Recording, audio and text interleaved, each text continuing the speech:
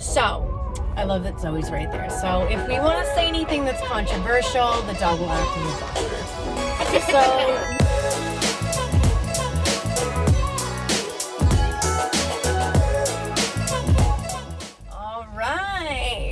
check on film. How we do? First of all, is it supposed to go in the front or under your hair? I kind of like it in the front. It's great. If you want to take it off, you put it behind, and then you take it off, and then they always there for you. And all right, I'll do a little intro. This is actually first time I've had the dogs in the car. So this is Smokey. Hi, Smokey. And this is Zoe. So they're gonna be in today's episode of Lash Artists and Teslas. She's upset. Hi. She's not getting enough attention. I know. Hanging out, two gals, two lash you, gals. What you want to Let me talk see about. those nails. I know, Russians. Ooh. You need her. You go Russians. You know what's actually good about today? Do you have like the whole thing, like with driving, if you put the direction, or just like the Yes. Oh, so you do update that for that. Yeah. So I don't know. We don't really have a destination unless you want to go to coffee. It's fine. Oh yeah. No, I live off. You did like GPS. Oh, okay, cool. Literally, everyone's like, "What street?" I'm like, I don't know. Do you have this thing? No, I have probably a microcurrent. This is probably the most influencery item I've ever purchased. This ice roller from the Skin Confidential. Let's get it on you. No, but I mean, I get So the science. Like, I ice? get that it works. It's like it's an ice roller, so it helps with puffiness. Is it cool? Yeah, it's freezing. Okay. I mean, it's obviously not as cold now because it's been out and it's 1 million degrees, but you put it in the freezer. Okay. I'm such a baby when it comes to cold. Like, I haven't gotten myself up to the point to take cold showers yet. They're like kind of lukewarm, but like I die. So to me, this is really me, like, this is like the edge of me, like feeling cold on my own. So the only things that I know to talk about, because I know your story, you posted that on the stories the other day, how you came here as like a temporary thing, which I thought that was cool. It was totally temporary. Yeah. You should heard my mom when she was on the phone. Get in the plane. You have to come back. What are you talking about? Yeah, like you're gonna stay in America. Like, you're not staying there. You still have your plane ticket. Get on the plane. I'm like, you no, just Mom, I'm not. were really liking it? It was my husband. I fell in love and I didn't tell my parents. Oh. I was just like, that's gonna be my better. Like, you know, of course, if I'm gonna tell like I'm staying because of the man, They're gonna be like, get on. Yeah. So yeah, I was like, okay, I'm just gonna let them know that it's gonna be a better life for me. Blah blah blah. You know, I'm in like village in Tennessee, telling them it's gonna be a better life. They don't know, but they don't know, right? On some level, they don't know. But I would hope that you guys have been married and that this maybe bridged some sort of gap of like judgment of like. For me, I never had that. No, but my parents. Old school. Yeah, that's what I mean. Yeah. Old school. Your parents. No. My dad, like, as soon as he know him, he's like, "Are you too?" That's my buddy. Cool dude. You know, See? they like hit it off like so badly right away. Yes. Right away. Yes, but you know what people care about? People care about themselves, and people spend the majority of the time thinking about themselves, not you. And the sooner you realize that, the better. Like, you grow up thinking that everyone's always just thinking about you. Oh my gosh, I'm so happy you brought it up. Nope, they're thinking about themselves. It's like, even like, okay, thinking about our clients for lashing, for example, right? You show them the mirror and then asking about how did they love the lashes. What did they do first? I have some wrinkles. I have some like pimples right there. And you're like, okay, we're asking you about lashes. I know. Nobody watching your pimple on your nose. Be nice. You know what I mean? Yeah. Like, no, like, but we do think like everyone everyone watching on us and judging us and blah blah blah, and think like our whole world evolve around you, which is so not true. Every single person world evolve around them. Their own world. So it's like whatever you dress up, it's like almost no one care. I personally do it for me. Like truly, like I enjoy. It's a creative outlet, so I'm not like putting it out for together, being like, I hope like everyone today. get me a compliment. Yeah, it's like an expression for me, and I'm sure that is for you, right? It's my own feeling, like the way I feel, like, you know, the morning, like when I put like my, I don't know, makeup or like some cute dress or whatever. Just whatever, like how it's make me feel. I think that was it you the other day that posted a video? It was a really video with like someone that had really that was you, right? I was like done because I have to say something. I saw a bunch of people reposting it because I think so. You were the original. I was the poster. Original one. All right, so let's talk about that because I think that's pretty interesting. The topic. So the topic was about length. So I'll let you take it because it was your post. Okay, you know we have so many rules in the lash industry, and what I've blah blah blah. I'm all about like great mapping and correct lens and everything, but I always say it's 3 rules. It's like health. I mean, you can say it's always the one rule. It's a health of natural lashes of client. Yeah. So that's the only one rule, because if you're gonna always follow just some other people rule, and that's how I used to be. I used to be like, taking classes in Russian schools, so it says 100% application. Like you have to cover 100% of the lashes. You have to do the great length, blah blah blah. Like like only 2 millimeters more than my natural lash. And all of these rules, they do make sense, but in the same time, if you're always just following that, what's gonna happen, like, we're never gonna evolve, because no one ever gonna step out from it. Like, like in the art, you have a classic education in art, but then what happened, like, how is it evolve? It's just somebody stopped following the rules.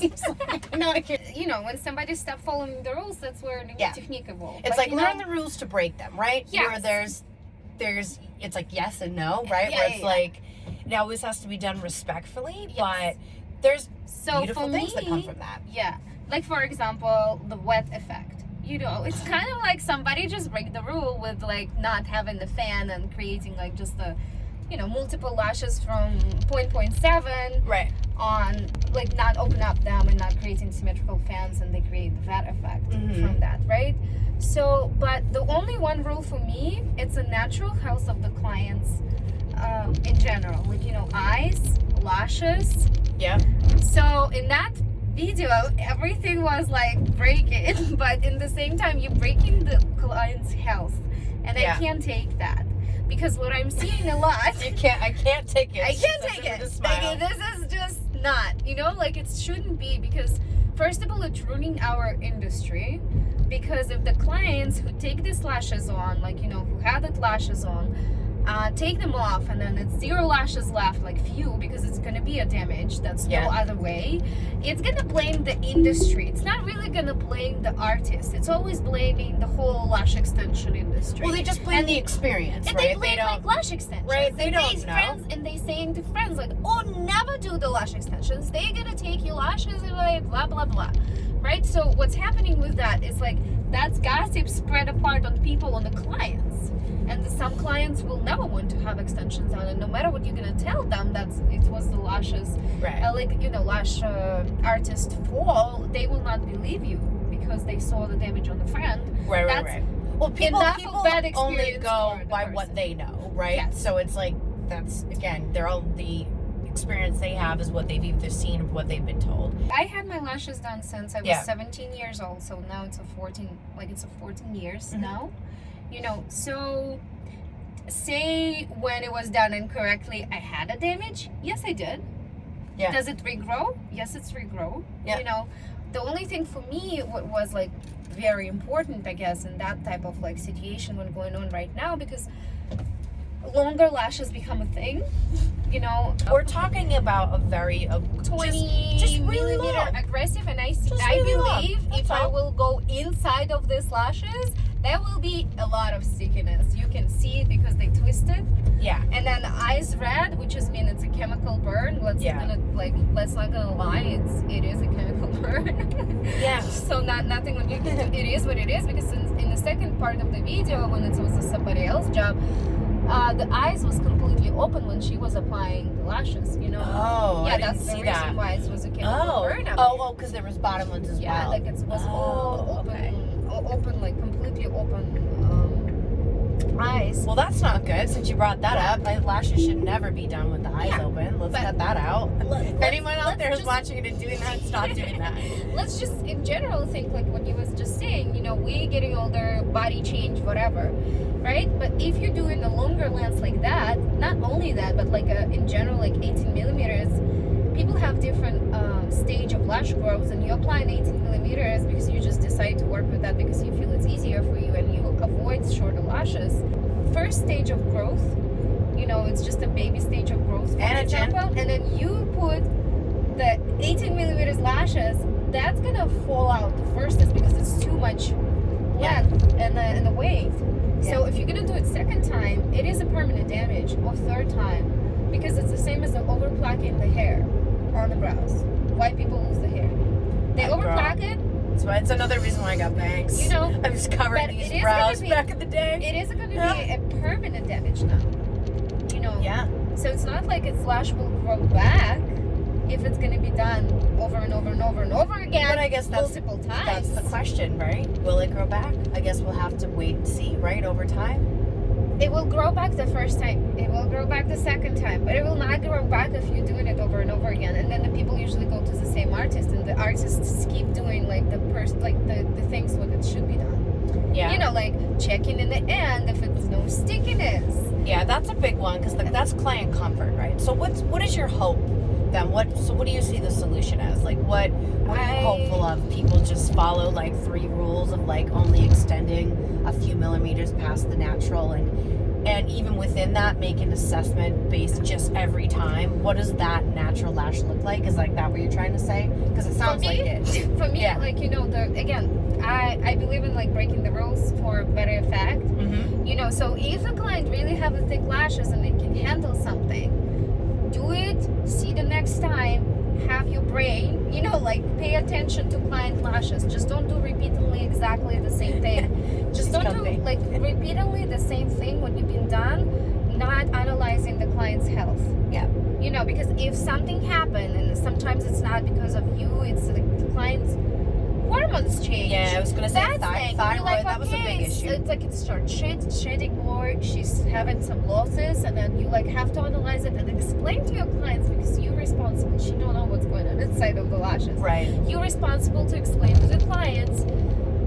Please, let's go a little shorter this time. Something happening. I don't know what. I don't want to damage your lashes. You know, she will be respecting you more than you just keep going and afraid to say her that I have to change something, you know? Yeah. But so I think that can be challenging for people too to like insert the professional opinion sometimes. I think that people want to just give the clients what they want. Okay. Right? So, that's a good topic. And I always say like when I teach our students at our academy, I always say to them like when you want to build a clientele, like every single person that you see is an opportunity to be a long-term client. So it's not about just bam, let's give the service today, that's it. You have to think long-term. Like even when you're doing a set and you're like, all right, I'm gonna put this 12 millimeter lash. Now we just tell them if they come back and see you now in 2 weeks, that 12 is probably gonna be a 14. Hey, go! So you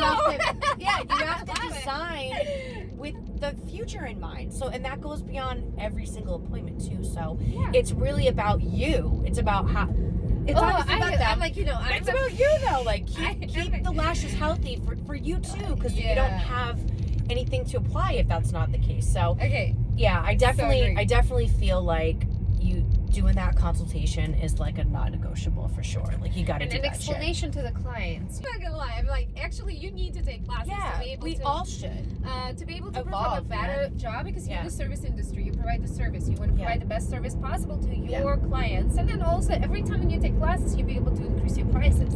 If you're afraid and it's rewarding too. It is so rewarding. And usually classes are updated, and there's always newer information. And why wouldn't you want to have the newest tool, the newest technique, or whatever? It's again, it's for you, obviously for the clients too. But I was actually going to say that before we move on from this topic, because you said something that really rang true.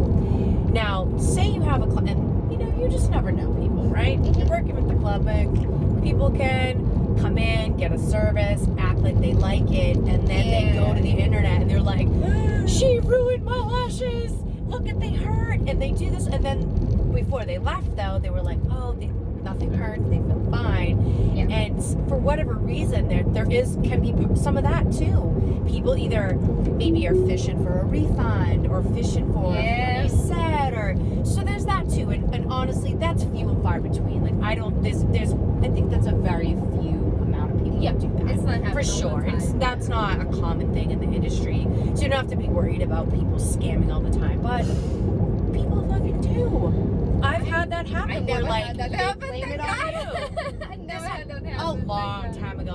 This doesn't happen like at Lash Affair, but like my old lash studio, like it just, and I own that too. It's probably partially my fault for not having a more thorough consultation, for not holding my ground. You know what I mean? Like, know your role in that too. Yes. Like, I could have managed that better, right? But I was a new artist. Like, I didn't know what the fuck I was doing. I didn't know what I was doing, right? So that's why I'm so passionate about helping people now, because I'm like, listen, I'm not trying to just say things just to say things. Like, there's a reason why we're telling you that. So, anyways, when it happened with me a couple of times, I did I was like, okay, she wants something natural.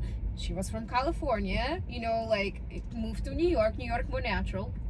It doesn't do like a lot of like crazy sets. New York's more natural than California. Yeah, yes. Typically with injections and just in general. A lot of people work in the office. A lot of people just have the dress code, so. I think California, is going to catch up though, like, as far as like the injectable styles and things like that. I think it'll, my prediction in 2 years, a lot of more people will go to more natural. You heard it here. 2 years prediction. I mean, in Russia right now, the most popular sets is 2-3D. Everyone go back to C and to 3D. So hold on. That's very interesting. Because it's trends are cyclical, right? Like where it was like 2 or 3 years, hybrid, it's coming to United volume, States. mega. So now it's back down again. It's back to remember like before the mega started being here in Russia, it was like a mega Russian volume where it's like 6, 8, 90 fans but 0.7s. Yeah. It was like very like. It's more of like a Russian perfect line. It was more popular. Everyone wanted.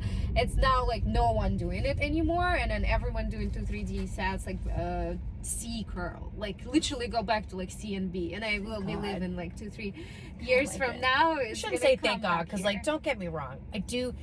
Again, it's all subjective. Like I look at some mega volume and I'm like, that's a little much for me. But then I look at some others and I'm like, yeah, like I love that. It depends on the length. I personally believe we just did the lashes for Anna.